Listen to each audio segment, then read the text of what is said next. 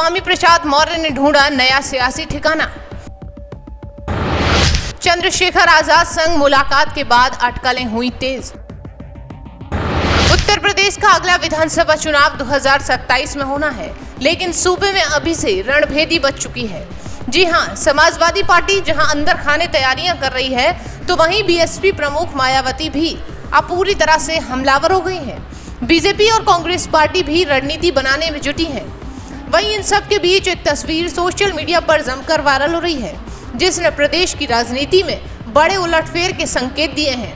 ये photo Azad Samaj party के राष्ट्रीय अध्यक्ष और भीम आर्मी चीफ चंद्रशेखर आजाद और पूर्व मंत्री स्वामी प्रसाद मौर्य की है, जो एक दूसरे से हाथ मिलाते हुए नजर आ रहे हैं। कहा यह भी जा रहा है कि स्वामी प्रसाद मौर्य ने एक बार फिर से नया सियासी ठिकाना ढूंढ लिया है, या इस बार वो अपने नए साथी के साथ यूपी में सियासी जमीन तलाशने लगे हैं।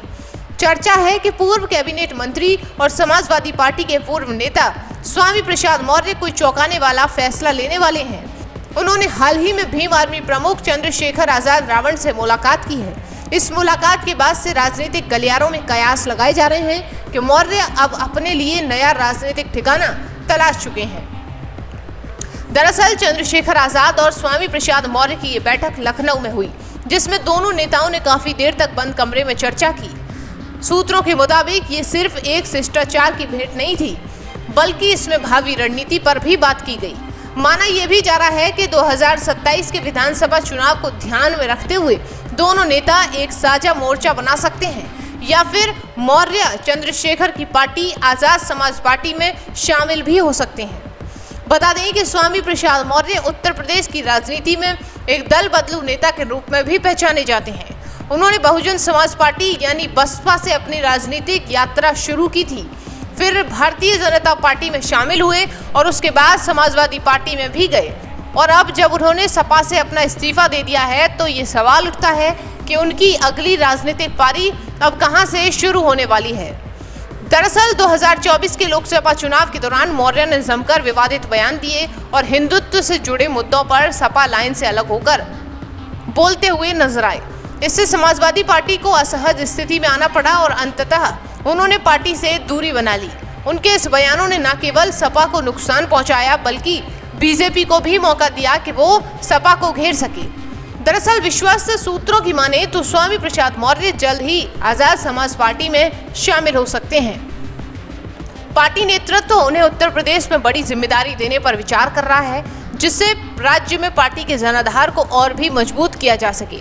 सूत्र ये भी बताते हैं कि चंद्रशेखर आजाद गठबंधन के कुनबे में और नेताओं को जोड़ने के मिशन पर लगातार जुटे हैं।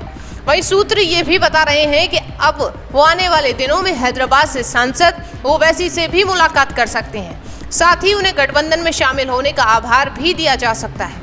जबकि ऐसी चर्चा है कि चंद्रशेखर आजाद सपा के कद्दावर नेता आजम खान को भी अपने पाले में लाने के प्रयास में जुटे हैं। वहीं सूत्र ये भी कहते हैं कि चंद्रशेखर आजाद विधानसभा चुनाव में बड़े गठबंधन के साथ उतरकर विपक्ष का खेल भी बिगाड़ सकते हैं। इस संभावित गठजोड़ को 2026 पंचायत चुनाव और 2027 के विधानसभा चुनावों से पहले एक बड़ा सियासी समीकरण भी माना जा रहा है। दरअसल स्वामी प्रसाद मौर्य ने मुलाकात के बाद मीडिया से बातचीत करते हुए कहा कि हमारे और चंद्रशेखर आजाद के विचार एक जैसे हैं।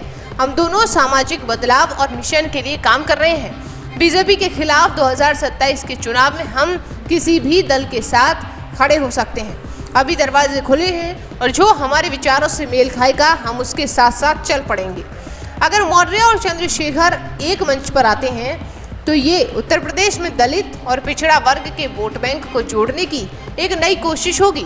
ये गठजोड़ बीजेपी, सपा और बसपा के लिए एक नई चुनौती भी बन सकता है, खासकर उस समय जब सभी दल 2027 के विधानसभा चुनावों की तैयारियों में लगातार जुटे हुए हैं। उस समय ये एक बड़ी चुनौती बनकर सभी के सामने उभर सकता है। इस खबर पर आपकी क्या राय है, हमें कमेंट बॉक्स में जरूर लिखें।